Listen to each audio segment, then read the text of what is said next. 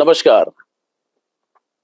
एक बार फिर मैं आपके सामने हाज़िर हूँ और जैसा कि आपको मालूम है कि कोई विचार अगर मेरे मन के अंदर आता है तो मैं आपके सामने साझा करता हूँ आपके साथ।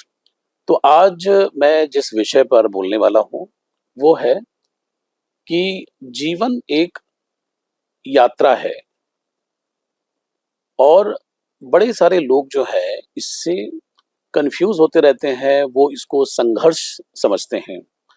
आपको अपने जीवन में बहुत सारे ऐसे लोग मिलते हैं, आपके आस-पास, आस-पड़ोस, घर में और कम्युनिटी में, समाज में, बहुत सारे ऐसे लोग हैं कि जो आपको ये कहते हुए मिलेंगे कि मेरा जीवन बहुत ही संघर्षपूर्ण रहा है और मैंने बड़ा दुःख देखा है, मैंने बहुत परेशानी देखी है और मैंने जीवन में बड़ा कष्ट झेला है।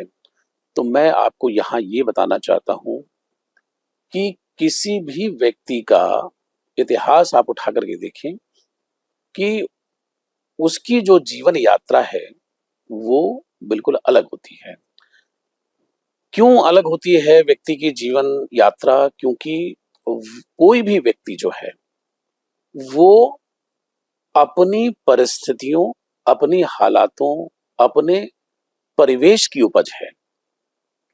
जैसे कई बार आपने देखा होगा कि हम कंपैरिज़न करना शुरू कर देते हैं या बहुत सारे ऐसे लोग आपने देखे होंगे कि जो किसी के साथ अपनी तुलना करना शुरू कर देते हैं। ये निहायत ही गलत है, क्योंकि अगर आप किसी के साथ तुलना करते हैं, तो उस व्यक्ति की हालात, परिस्थितियाँ, वो किन परिस्थितियों की उपज है, आप कैसे उसको उसके साथ तुलना कर सकते हैं?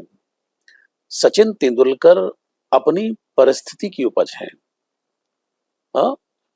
शिवाजी अपनी परिस्थितियों की उपज थे। अगर सम्राट अकबर की बात की जाए, जहांगीर की बात की जाए, बाबर की बात की जाए, औरंगज़ेब की बात की जाए, दुनिया के तमाम इतिहास की अगर बात की जाए, सम्राट अशोक की बात की जाए, तो जो भी लोग हैं वो अपनी परिस्थितियों की उपज होते हैं। तो किसी के साथ कोई कंपैरिजन नहीं हो सकता। तो जीवन को इस तरीके से समझना है कि जीवन एक यात्रा है। हाँ, अब किसी की यात्रा में कौन से पड़ाव आते हैं, किस तरह की चीजें आती हैं, तो इसको जो ग्लैमराइज़ जो लोग करते हैं कि भई अपना दुःख, कष्ट, परेशानी और अपने संघर्ष के बारे में बात करते हैं, तो ये संघर्ष नहीं है। ये एक व्यक्ति की जीवन यात्रा है।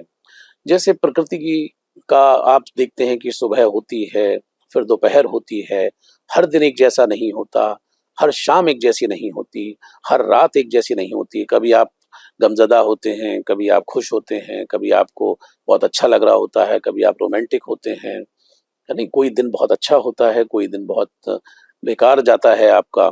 तो इसी तरीके से हर सुबह भी एक जैसी नहीं होती। तो ये हर दिन की एक यात्रा है। तो इसको अगर ऐसा समझेंगे तो जीवन बहुत आसान हो जाएगा। जैसे अगर ट्रेन को आप देखें तो ट्रेन एक स्टेशन को छोड़ देती है, फिर दूसरे स्टेशन पड़ता है, तो फिर उस पर कुछ लोग उतरते हैं। तो इसी तरीके से लोग भी आपको मिलते चले जाते हैं जीवन में और किसी के साथ आपकी अंतरंगता हो जाती है, किसके साथ आप करीब आ जाते हैं, किसी के साथ आपकी शत्रुता हो जाती है, किसी को आप अलग करते हैं, कोई स्वयं आपसे अलग हो जाता है। तो ये एक निरंतर प्रोसेस है। इसको ये कहना कि भाई बड़ा संघर्ष और उस चीज़ का नाम दे देना, मुझे लगता है कि थोड़ी-सी दृष्टिकोण को बदलने की आवश्यकता है कि जीवन एक निरंतर संघर्ष है।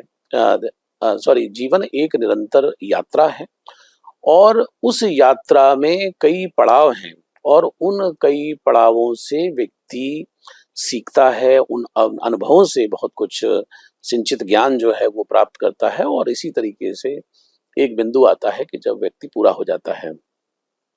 तो ये बात मैं थोड़ा-सा मुझे थोड़ी-सी अजीब-सी लगती है कि जब लोग अपने संघर्षों का बखान करते हैं। भई आप कोई अकेले दुनिया में थोड़ी आए हैं, अकेले थोड़ी आपने इतनी बड़ी-बड़ी अगर आप दुखों का, कष्टों का इतिहास जानेंगे तो बड़े सारे ऐसे योद्धा हुए हैं, है नहीं? जिन्होंने अपनी मातृभूमि के लिए, अपने समाज के लिए, अपने लोगों के लिए अपनी धर्म और संस्कृति को बचाने के लिए, अपनी कला और संस्कृति को बचाने के लिए, न जाने कितनी सारी चीज़ें, कितने त्याग और तपस्या उन्होंने किए हैं।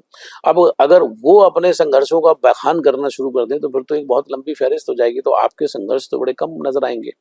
तो इसलिए जीवन को एक यात्रा के रूप में लिया जाना चाहिए कि आज का दिन है, आज का दिन देखते हैं कैसा है, इस दिन में क्या होगा, नया क्या होगा, नई चुनौतियाँ होंगी, नई परेशानियाँ आएँगी, नए कष्ट उभर के आ सकते हैं, नए दुःख आ सकते हैं। तो हर दिन कुछ ना कुछ नया होगा, हर आज की शाम कैसी होगी, तो ये व्यक्ति इसको कैसे खूबसूरत बनाए, कैसे उसके उस पर उस जद्दोजहद से निकले, कैसे सारी चीज़ें करें। तो ये व्यक्ति थोड़ा-सा अगर ये सजग हो जाए और इसको एक यात्रा की तरह लगे, तो यात्रा में तो बहुत सारी चीज़ें सामने आती हैं, है नहीं? कई बार आप नदियों से गुज़रते हैं, कई बार आप झरनों से गुज़रते हैं, कभी पहाड़ों से गुज़रते हैं, कभी मैदानी इलाकों से गुज़रते हैं, है नहीं? कई बार आप सुंदर फूल, बाग, बगीचों वहाँ से होकर के गुज़रते हैं, कई बार प्रकृति की बहुत सुंदर छटा है नहीं? उसको उन रास्तों से गुज़रते हैं। तो ये एक निरंतर चलने वाली यात्रा है, ना कि इसको संघर्ष का नाम दिया जाना चाहिए। आज के लिए इतना ही। बहुत-बहुत शुक्रिया आपका कि आप मुझे बहुत तसल्ली से सुनते हैं। नमस्कार।